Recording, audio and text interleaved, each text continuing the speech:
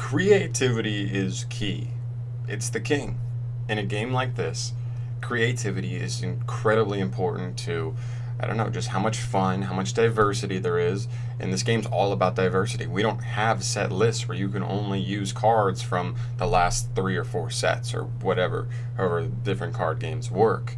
We have access to every card that's ever been made, unless it's been hit on the ban list. That's pretty much it. So like there's so many lanes in Yu-Gi-Oh for you to be able to do whatever you want to do with decks and deck building in general. And that's kind of what I want to talk about today. Is I want to talk about how important like creativity is in this game that we play. So first off, like I'm gonna have a little visual over here. I'm gonna do a little slightly different this different setup for these types of videos because like the visuals aren't as important. So like if I'm the only thing that like you need to focus on, I'm just talking, you know, I feel like that should be bigger and right in front of your face, easier for you to focus on.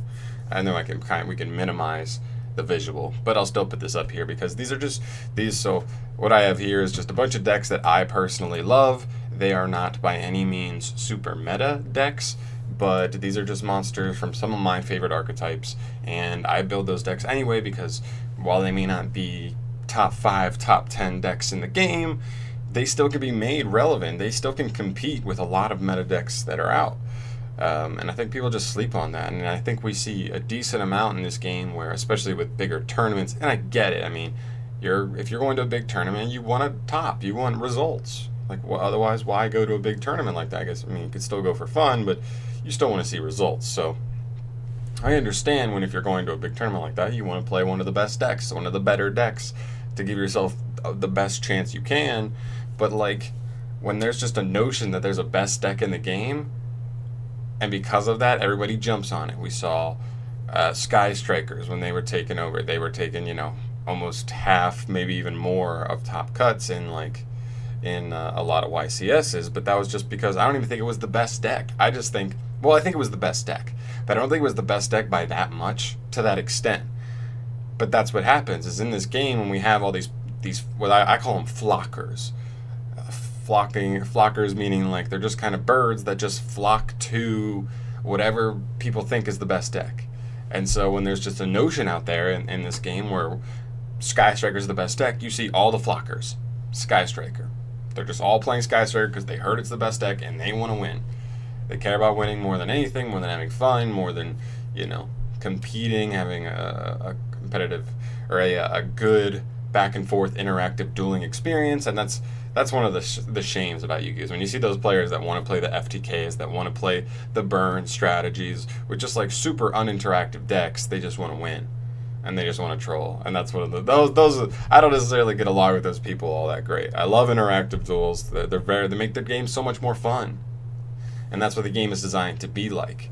But yeah, and so I just think all these decks I'm going through, in some way, shape, or form, have certain cards in their arsenal and strategies in their arsenal where they can compete with almost any single deck in the game.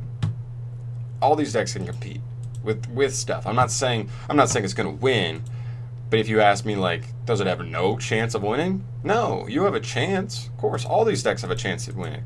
And that's what I love, is that these underdeveloped / a lot of them aren't even underdeveloped, but they've just been like power crept, you know, newer decks have come out that do more crazy things, and that's, you know, the progress of the game. It's going to happen.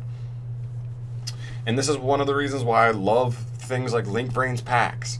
The Link Vrains pack 1 and 2 were great with giving just like good help to a lot of these decks that otherwise have been starting to get phased out. And the phasing is natural, like I said, but still, it's really nice to see that. I mean, we saw in the newest pack, we have a ton of cards that we don't have any, like, obscenely broken Link monsters, but we have very, very good ones for a lot of these archetypes. We have, like, the Raid Raptor Link, which essentially works almost like Needle Fiber, Crystron Needle Fiber does, fairly similar to that, but it's specific to Raid Raptors pretty much now, so that's great. You can play him with Black Wings, I guess, maybe for certain combos that'll open up some things, but we'll wait and see for that.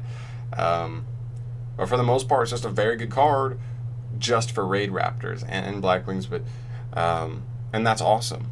That's awesome because that's a deck that can spam, and that's like a great tool. Once you already have that, we're in this day and age where we have so many generic Link monsters and stuff that that if you just are a deck that can spam, then you just need like a couple cards that can just help abuse that, and that's awesome that we got like the new Link monsters we see.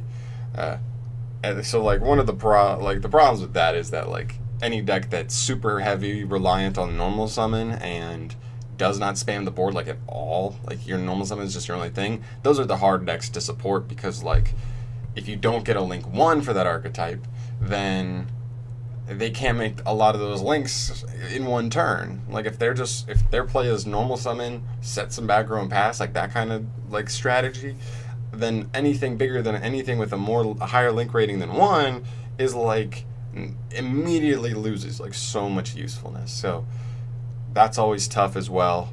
Whereas like the decks that already can spam a link 2s and above are still usable and much more abusable.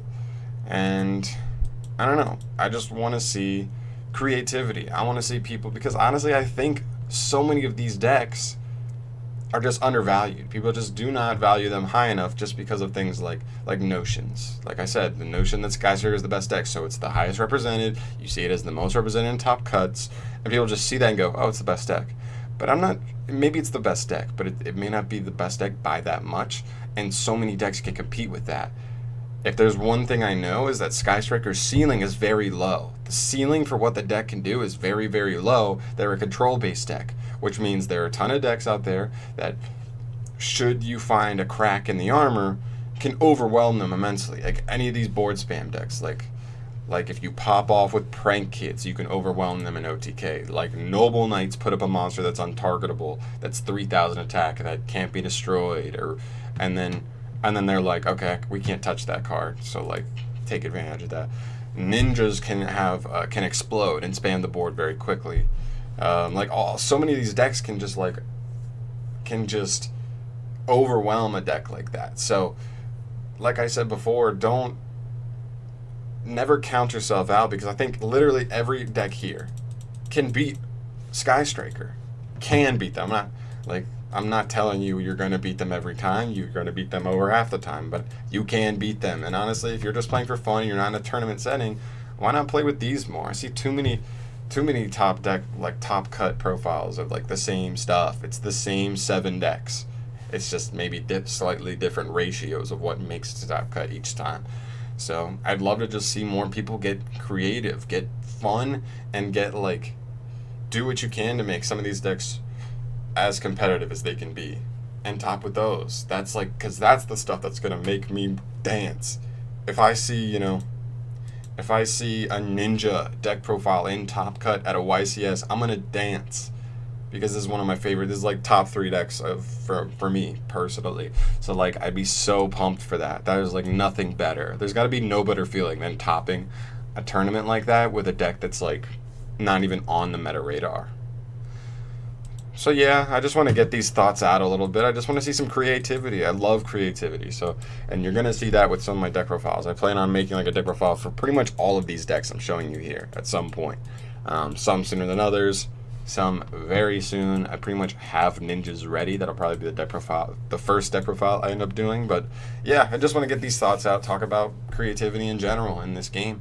And yeah, let me know what you guys think. Let me know your favorite non-meta deck to play. Put that down below, because I want to see what you guys like. What are your favorite decks? If any of these ones are on there, let me know. I don't know. I'm gonna get out of here, guys. Thanks for listening. And if you like stupid rambly videos like this with no no focus, I guess a focus, but no what is the word I'm looking for? Oh my god, I'm blanking. I'm